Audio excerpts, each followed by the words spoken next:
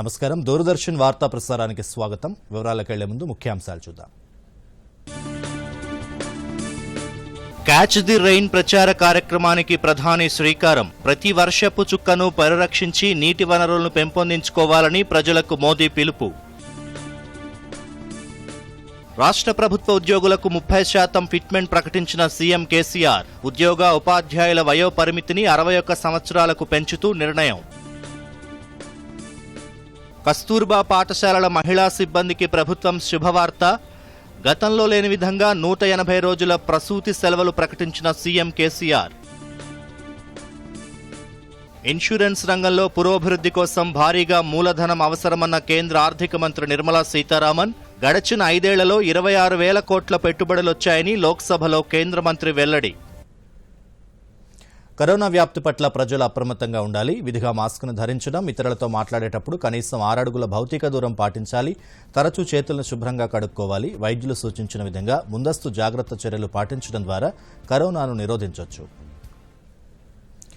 వార్తలోని వివరాలు. ప్రపంచ జల దినోత్సవం సందర్భంగా ప్రధానమంత్రి నరేంద్ర మోదీ ప్రత్యేక ప్రచార కార్యక్రమాన్ని ప్రారంభించారు. ప్రతి వర్షపు నీటి చుక్కని ఒడిసి పట్టేలా క్యాచ్ ది రెయిన్ పేరుతో ప్రచార కార్యక్రమాన్ని వర్చువల్ విధానంలో ప్రధాని ప్రారంభించారు. కేంద్ర జలశక్తి మంత్రి గజేంద్ర సింగ్ షెకావత్, మధ్యప్రదేశ్ సీఎం శివరాజ్ సింగ్ చౌహాన్, ఉత్తరప్రదేశ్ సీఎం యోగి ఆదిత్యనాథ్ ప్రధాని సమక్షంలో ఈ ప్రచారానికి సంబంధించిన చారిత్రక ఒప్పందంపై సంతకాలు చేశారు. నదుల అనుసంధానంలో భాగంగా ఈ ఒప్పందం కుదిరింది. దేశంలోని గ్రామీణ, పట్టణ ప్రాంతాల్లో వర్షపు నీటిని నిల్వ చేసుకోవడంతో క్యాచ్ ది రెయిన్ ప్రధాన ఉద్దేశం. నేటి నుంచి ఈ ఏడాది నవంబర్ 30 వరకు ఈ ప్రచార కార్యక్రమం కొనసాగుతుంది. జన ఆందోళన మాదిరిగానే జల సంరక్షణ నినాదం. గ్రామాల్లో గ్రామ సభలు నిర్వహించి జల పరిరక్షణ కోసం ప్రతిజ్ఞ చేయిస్తారు. ఉద్యోగుల ఉపాధ్యాయులకు ముఖ్యమంత్రి కేసీఆర్ శుభవార్తనందించారు. పీఆర్సీ పెంపు కోసం వేచి చూస్తున్న ఉద్యోగులకు 30% ఫిట్మెంట్ను సీఎం కేసీఆర్ ప్రకటించారు. రాష్ట్రంలోని ప్రభుత్వ ఉద్యోగులకు పదవి విరమణ వయస్సుని 61 సంవత్సరాలకు పెంచుతున్నామని ముఖ్యమంత్రి అసెంబ్లీలో స్పష్టం చేశారు. 30% ఫిట్మెంట్ ఉత్తర్వులు ఏప్రిల్ 1 నుంచి అమల్లోకి వస్తాయన్నారు. త్వరలోనే ప్రమోషన్ల ప్రక్రియ చేపట్టి ఖాళీగా ఉన్న పోస్టులను భర్తీ చేస్తామన్నారు. అవుట్సోర్సింగ్, కాంట్రాక్ట్, హోంగార్డులకు, వీఆర్ఏ, ఆశా వర్కర్లు, అంగన్వాడీలకు కూడా పీఆర్సీ వర్తిస్తుందని సీఎం ప్రకటించారు. కస్తూరిబా పాఠశాలల మహిళా సిబ్బందికి గతంలో లేని విధంగా వేతనంతో కూడిన ప్రసూతి సెలవుల్ని 180 రోజులకు పెంచినట్లు సీఎం కేసీఆర్ తెలియజేశారు. నిర్వహణలో మరణించిన కంట్రిబ్యూటరీ పెన్షన్ స్కీమ్ ఉద్యోగుల అధ్యక్ష సిపిఎస్ ఉద్యోగులు వీరు కూడా కొంత ఆందోళన ఉన్నారు. చేయగలిగినంతలో ఉద్యోగుల విధి నిర్వహణలో మరణించిన కంట్రిబ్యూటరీ పెన్షన్ స్కీమ్ ఉద్యోగుల కుటుంబ సభ్యులకు ఫ్యామిలీ పెన్షన్ విధానాన్ని వర్తింపజేయాలని ప్రభుత్వం నిర్ణయించింది. దేశవ్యాప్తంగా నెలకొన్న ఆర్థిక మాంద్యంతో పాటు కరోనా విపత్తు విరుచుకుపడటంతో రాష్ట్ర ఆర్థిక వ్యవస్థ తీవ్రమైన ఒడిదుడుకులకు లోనైంది. కరోనా ప్రపంచవ్యాప్తంగా అన్ని దేశాల ఆర్థిక వ్యవస్థలను కుప్పకూల్చింది. కేంద్ర ప్రభుత్వం విధించిన లాక్డౌన్తో రాష్ట్రంలో ప్రజాజీవనంతో స్తంభించడంతో పాటు ఆర్థిక కార్యకలాపాలు కూడా స్తంభించిపోయాయి. కరోనా వల్ల రాబడి తగ్గి రాష్ట్రం తీవ్రమైన ఆర్థిక లోటులో కూరుకుపోయింది. రాష్ట్రం ఆర్థికంగా క్లిష్ట పరిస్థితుల్లో ఉన్నప్పటికీ ప్రభుత్వానికి ఉద్యోగ ఉపాధ్యాయుల పట్ల ఉన్న ప్రత్యేక అభిమానంతో పీఆర్సీకి సంబంధించి 12 నెలల బకాయిలను చెల్లించాలని ప్రభుత్వం నిర్ణయం తీసుకున్నది. ఈ బకాయిలను రిటైర్మెంట్ బెనిఫిట్స్తో పాటు కలిపి పొందే విధంగా అవకాశం కల్పించబడుతుంది. ఉద్యోగ ఉపాధ్యాయుల రిటైర్మెంట్ సందర్భంలో ఇచ్చే గ్రాట్యుటీని 12 లక్షల నుంచి 16 లక్షలకు పెంచాలని ప్రభుత్వం నిర్ణయించింది. గత ఎన్నికల మేనిఫెస్టోలో ఇచ్చిన హామీకి కట్టుబడి రాష్ట్రంలోని ప్రభుత్వ ఉద్యోగ ఉపాధ్యాయుల రిటైర్మెంట్ వయో పరిమితి 61 సంవత్సరాలకు పెంచుతున్నామని తెలియజేయడానికి సంతోషిస్తూ ఉన్నాను. అనుభవజ్ఞులైన ఉద్యోగుల సేవలు వినియోగించుకోవాలనే లక్ష్యంతో ఈ వయో పరిమితి పెంపును ప్రకటిస్తున్నాం. ఈ నిర్ణయం తక్షణం అమల్లోకి వస్తుంది. రాష్ట్రంలోని ప్రభుత్వ ఉద్యోగ ఉపాధ్యాయులందరికీ 30% ఫిట్మెంట్ ప్రకటిస్తున్నామనే శుభవార్తను తెలియజేయడానికి సంతోషిస్తూ ఉన్నాను. ఈ ఉత్తర్వులు ఏప్రిల్ 1, 2021 నుండి అమల్లోకి వస్తాయి. ఉద్యోగ ఉపాధ్యాయుల సమస్యల పరిష్కారంలో ప్రభుత్వం అనుసరించిన విశాల దృక్పథానికి అనుగుణంగా ప్రతిస్పందించి ఉద్యోగులు కూడా విధి నిర్వహణలో మరింత అంకితభావంతో నిమగ్నులవుతారని, ప్రజాసేవలో ఏ లోటు రాకుండా పూర్తి నిబద్ధతతో పనిచేస్తారని ప్రభుత్వం ఆశిస్తున్నది. గ్రేటర్ హైదరాబాద్లో ఉచిత తాగునీటి సరఫరా పథకంపై శాసన మండలిలో సభ్యులు అడిగిన ప్రశ్నలకు మంత్రి కేటీఆర్ సమాధానమిచ్చారు.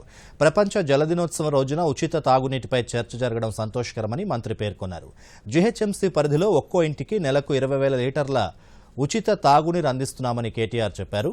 ఈ పథకం కోసం ఆధార్తో అనుసంధానం చేసుకోవాలని సూచించారు. గతంలో హైదరాబాద్లో నీటి కోసం కుండలు బిందెలతో ప్రదర్శనలు జరిగేవని, తెలంగాణ ఏర్పడిన తర్వాత నగరంలో అలాంటి ప్రదర్శనలు లేవని చెప్పారు. 2050 వరకు నీటి సమస్య రాకుండా సీఎం కేసీఆర్ చర్యలు తీసుకుంటున్నారని చెప్పారు. ఇందుకోసం 4,700 కోట్లతో కేశవాపూర్ రిజర్వాయర్ నిర్మిస్తామని వెల్లడించారు. 14,500 కోట్లతో సుంకిశెల నుంచి కృష్ణా జలాల్ని తరలిస్తున్నామని తెలిపారు. ఉచిత తాగునీటికి 500 కోట్లు ఖర్చవుతుందని, అందుకే ఆధార్ అనుసంధానం చేస్తున్నామని చెప్పారు. నీటి మీటర్లు పెట్టుకోవడానికి ఏప్రిల్ చివరి వరకు గడువు పెంచినట్లు కేటీఆర్ ఈ సందర్భంగా వెల్లడించారు. చాలా సమర్థవంతంగా మనం అటు గోదావరి నది నుంచి ఇటు కృష్ణా నది నుంచి నీళ్లు తీసుకొచ్చి మన హెచ్ఎండబ్ల్యూఎస్ పరిధిలోని ప్రజలందరికీ కూడా సమర్థవంతంగా సరిపడా తాగునీరు అందిస్తా ఉంది అధ్యక్ష. ప్రపంచ జల దినోత్సవం కాబట్టి ఒక విషయం స్పష్టంగా చెప్పాలి అధ్యక్ష. ఒకప్పుడు ఇదే హైదరాబాద్ పట్టణంలో ఎండాకాలం వచ్చిందంటే ఈ సమయం వచ్చిందంటే ఫిబ్రవరి మార్చి నెల వచ్చింది అంటే మా ఖైరతాబాద్ జలమండలి ఆఫీస్ ముందు కుండల ప్రదర్శనలు బిందెల ప్రదర్శనలు విరివిగా జరిగేది అధ్యక్ష. కానీ తెలంగాణ ప్రభుత్వం వచ్చిన తర్వాత ఈ రోజు వరకు ఒక్కటంటే ఒక్కటి అట్లాంటి కార్యక్రమం జరగలేదు. అది మన ప్రభుత్వం యొక్క ఘనతను కూడా గట్టిగా చెప్పవచ్చు. గౌరవ ముఖ్యమంత్రి గారు చాలా ముందు చూపుతో రాష్ట్రంలో 39,36,521 మందికి పెన్షన్లు అందిస్తున్నట్లు మంత్రి ఎర్రబెల్లి దయాకర్ రావు అసెంబ్లీలో స్పష్టం చేశారు. ఆసరా పెన్షన్ల కోసం రాష్ట్ర ప్రభుత్వం 11,724 కోట్ల 70 లక్షలు ఖర్చు చేసిందన్నారు. పేద వర్గాల కోసం రాష్ట్ర ప్రభుత్వం ఈ పథకాన్ని ప్రవేశపెట్టినట్లు ఎర్రబెల్లి వెల్లడించారు. సీఎం కేసీఆర్ నాయకత్వంలో వృద్ధులకు, వికలాంగులకు, వితంతువులకు, చేనేత కార్మికులతో పాటు మిగతా వారందరికీ ఎంతో ప్రయోజనం కలుగుతుందన్నారు. ఉమ్మడి ఏపీలో ఈ స్కీమ్ కొద్ది మందికే పరిమితం కాగా తెలంగాణ రాష్ట్రం ఏర్పడ్డాక ఒంటరి మహిళలకు కూడా ఆసరా పెన్షన్లు ఇస్తున్నామని తెలిపారు. 57 ఏళ్ల వారికి పెన్షన్ ఇచ్చే అంశంపై స్పందిస్తూ కరోనా కారణంగా ఆలస్యమైందని, త్వరలోనే దీనిపై విధి విధానాలు ప్రకటిస్తామని మంత్రి తెలియజేశారు. బి ప్రశ్నకు వృద్ధాప్య పెన్షన్లు 13,19,300 మంది, వితంతు పెన్షన్లు 14,43,648, వికలాంగుల పెన్షన్లు 4,89,648, నేతకారుల పెన్షన్లు 37,342, కల్లు గీత కార్మికుల పెన్షన్లు 62,942, హెచ్ఐవి రోగుల పెన్షన్లు 28,582 మంది, మలేరియా రోగుల పెన్షన్లు 14,140, బీడీ కార్మికుల పెన్షన్లు 4,08,621, ఒంటరి మహిళా పెన్షన్లు 1,32,298. సి ప్రశ్నకు సమాధానం, సంవత్సరానికి ఆసరా కింద ఖర్చు చేస్తున్న నిధులు 11,724 కోట్ల 70 లక్షల రూపాయలు. రాష్ట్రంలో సౌర విద్యుత్ వాడకాన్ని ప్రభుత్వం ప్రోత్సహిస్తోందని విద్యుత్ శాఖ మంత్రి జగదీష్ రెడ్డి తెలియజేశారు. శాసనసభలో ప్రశ్నోత్తరాల సందర్భంగా సంప్రదాయేతర ఇంధన వనరులపై సభ్యులు అడిగిన ప్రశ్నలకు మంత్రి సమాధానమిచ్చారు. రాష్ట్రంలో 2019-20 నాటికి 3,943 మెగావాట్ల సోలార్ విద్యుత్ ఉత్పత్తి చేసినట్లు మంత్రి ప్రకటించారు. సంప్రదాయేతర ఇంధన రంగంలో గతంలో 72 మెగావాట్ల విద్యుత్ ఉత్పత్తి ఉంటే ప్రస్తుతం 4,200 మెగావాట్ల విద్యుత్ ఉత్పత్తి జరుగుతోందన్నారు. రాబోయే 2 సంవత్సరాలకు దాదాపు 3,000 మెగావాట్ల ఉత్పత్తికి వివిధ సంస్థలకు అనుమతిస్తామన్నారు. తెలంగాణలో 13,000 మెగావాట్ల విద్యుత్ డిమాండ్ ఉందని, మరో 1,000 మెగావాట్ల డిమాండ్ వచ్చినా విద్యుత్ని పంపిణీ చేసేందుకు ప్రభుత్వం సిద్ధంగా ఉందని మంత్రి తెలియజేశారు. వ్యవసాయ మోటార్లకు మీటర్లు పెట్టే విషయంలో రాష్ట్రానికి సంబంధించిన ప్రతిపాదనలను కేంద్రానికి పంపామని మంత్రి తెలిపారు. తెలంగాణ రైతులకు ఎటువంటి ఇబ్బందులు కలగకుండా సీఎం కేసీఆర్ చర్యలు తీసుకుంటున్నారన్నారు. మెగావాట్ల సౌర విద్యుత్తు 18-19 నాటికి 3,894 మెగావాట్ల సౌర విద్యుత్తు, 2019-20 నాటికి 3,943 మెగావాట్ల సౌర విద్యుత్తును ఉత్పత్తి చేయడం జరుగుతుంది. అదేవిధంగా డి ప్రశ్నకు సమాధానంగా ఈ ఎన్టీపీసీ ఎస్ఈసి ద్వారా గ్రిడ్ అనుసంధానిత సౌరశక్తిని ఉత్పత్తి చేయడానికి రాబోయే 2 ఏళ్లలో 2,092 మెగావాట్లుగా దాన్ని నిర్ణయించడం జరిగింది. ప్రభుత్వాసుపత్రులకు ప్రజల నుంచి మంచి ఆదరణ వస్తోందని వైద్య ఆరోగ్య శాఖ మంత్రి ఈటెల రాజేందర్ అన్నారు. ప్రైవేట్ ఆసుపత్రుల్లో ప్రభుత్వ ఉద్యోగుల ఆరోగ్య బీమాపై చిన్నచూపు చూస్తున్నారన్న ఫిర్యాదులపై ప్రత్యేక దృష్టి పెట్టామన్నారు. ఎంప్లాయీస్ హెల్త్ ఇన్సూరెన్స్ స్కీమ్ కింద ప్రైవేట్ ఆసుపత్రులకు చెల్లించాల్సిన బకాయిలు 37 కోట్లు మాత్రమే అని తెలిపారు. త్వరలో వాటిని చెల్లిస్తామని ఈటెల అన్నారు. ఈ స్కీమ్ కింద కవర్ అవుతుంది అధ్యక్ష. దీంట్లో 2 రకాల ఉంటుంది అధ్యక్ష. ఒకటి ఓపీ ఉంటుంది, రెండవది ఐపీ ఉంటుంది. ప్రతి సంవత్సరం కూడా ఈ ఓపీ కానీ ఐపీ కానీ పెరుగుతుంది అధ్యక్ష. మంచి ఆదరణ కూడా ఉంది అధ్యక్ష.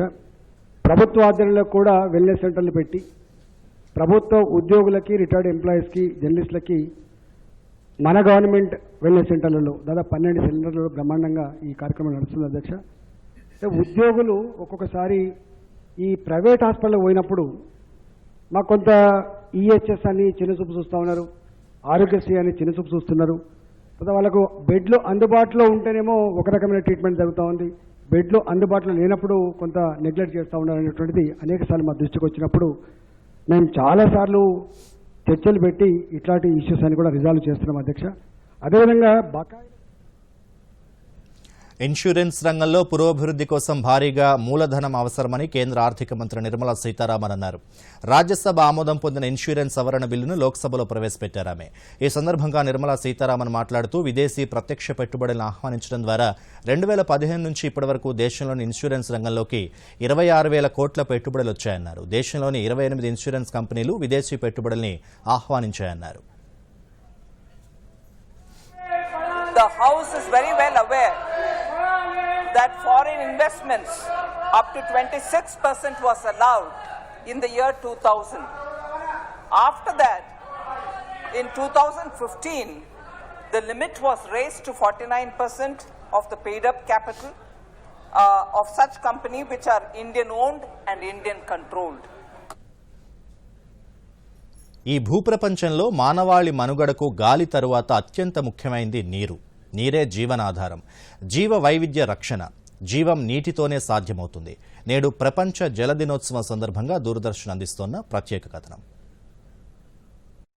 భూగోళంపై ఎక్కడైతే నీరుంటుందో అక్కడే జీవజాలం మనుగడ కొనసాగుతుంది. నీటికి రంగు, రుచి, వాసన ఉండదు. వాతావరణంలోని హైడ్రోజన్, ఆక్సిజన్ల కలయిక వల్ల నీరు ఏర్పడుతుంది. అయితే ఇటీవలి కాలంలో నీరు కలుషితమవడం ఆందోళన కలిగిస్తోంది. భావితరాలకు స్వచ్ఛమైన నీటిని అందించేందుకు జలవనరులను కాపాడుకోవాల్సిన అవసరం ఎంతైనా ఉంది. ప్రపంచ జల దినోత్సవాన్ని అంతర్జాతీయంగా పాటించాలన్న ఆలోచన పర్యావరణం, ప్రగతి అనే అంశంపై బ్రెజిల్లోని రియో జెనీరియో వేదికగా 1992లో జరిగిన ఐక్యరాజ్య సమితి సమావేశంలో రూపుదిద్దుకుంది. 1993 నుంచి ప్రతి ఏడాది మార్చి 22ను అంతర్జాతీయ జల దినోత్సవంగా గుర్తించాలని యుఎన్ఓ నిర్ణయించింది. ఈ ఏడాది వాల్యూయింగ్ వాటర్ నినాదాన్ని ఐరాసా ప్రకటించింది. ప్రపంచవ్యాప్తంగా 2030 నాటికి ప్రతి ఒక్కరికి పరిశుభ్రమైన నీటిని అందజేయడమే లక్ష్యంగా పెట్టుకుంది. భూగోళం మీద నీటి వనరుల్లో 99% ఉప్పు నీరే. ఇందులో 97% సముద్రాల్లో ఉండగా మిగతాది నదులు, చెరువుల్లో ఉంది. తాగడానికి ఉపయోగపడే జలాలు కేవలం 1% మాత్రమే ఉన్నాయి. అందులో 0.86% చెరువులు, 0.02% నదుల్లో, మిగతా 0.12% భూగర్భ జలాలు. అంటే ప్రపంచవ్యాప్తంగా కేవలం 0.3% ఉపయోగపడే నీరు మాత్రమే అందుబాటులో ఉంది. ఈ వనరులే ప్రపంచవ్యాప్తంగా ఉన్న 700 కోట్లకు పైగా ప్రజల దాహాన్ని, ఇతర అవసరాలను తీరుస్తున్నాయి. జంతువుల శరీరంలో 70 నుంచి 90% నీరుంటుంది. నీరు ముఖ్యంగా 2 రకాలు. అవి సముద్రపు నీరు, మంచినీరు. మంచినీటి కంటే సముద్రపు నీరు చాలా ఎక్కువ పరిమాణంలో ఉంది. ఎక్కువగా జీవులు సముద్రంలోనే వేరువేరు లోతుల్లో జీవించడానికి తగిన వాతావరణ పరిస్థితుల్లో ఉంటాయి. జంతువులు నీటిని చర్మం ద్వారా పీల్చుకోవడం, తాగడం, ఇంకా జీవ ప్రక్రియలో వెలువడిన నీటిని వాడుకోవడం చేస్తాయి. జీవ వ్యవస్థలో నీరు మంచి ద్రావణి. ఇందులో చాలా వరకు లవణాలు కరుగుతాయి. అందుకే దాన్ని విశ్వవ్యాప్త ద్రావణి అంటారు. ఇంచుమించు అన్ని జీవరసాయనాలు నీటిలో కరుగుతాయి. ఇందువల్ల నీరు జీవ పదార్థాల రవాణాకు తోడ్పడుతుంది. Bureau report, Doordarshan news. Doordarshan Yadagiri వార్తలను ఇప్పుడు సోషల్ మీడియాలో కూడా చూడొచ్చు. యూట్యూబ్ అయితే డిడి న్యూస్ తెలంగాణ, ట్విట్టర్ అయితే DD news Telangana @DD Yadagiri news, మరి ఫేస్బుక్ అయితే డిడి న్యూస్ తెలంగాణలో చూసి సబ్స్క్రైబ్ చేసి లైక్ చేయండి, షేర్ చేయండి. క్యాచ్ ది రెయిన్ ప్రచార కార్యక్రమానికి ప్రధాని శ్రీకారం. ప్రతి వర్షపు చుక్కను పరిరక్షించి నీటి వనరులను పెంపొందించుకోవాలని ప్రజలకు మోదీ పిలుపు. రాష్ట్ర ప్రభుత్వ ఉద్యోగులకు 30% ఫిట్మెంట్ ప్రకటించిన సీఎం కేసీఆర్. ఉద్యోగ ఉపాధ్యాయుల వయో పరిమితిని 61 సంవత్సరాలకు పెంచుతూ నిర్ణయం. కస్తూర్బా పాఠశాలల మహిళా సిబ్బందికి ప్రభుత్వం శుభవార్త. గతంలో లేని విధంగా 180 రోజుల ప్రసూతి సెలవులు ప్రకటించిన సీఎం కేసీఆర్. ఇన్సూరెన్స్ రంగంలో పురోభివృద్ధి కోసం భారీగా మూలధనం అవసరమన్న కేంద్ర ఆర్థిక మంత్రి నిర్మలా సీతారామన్.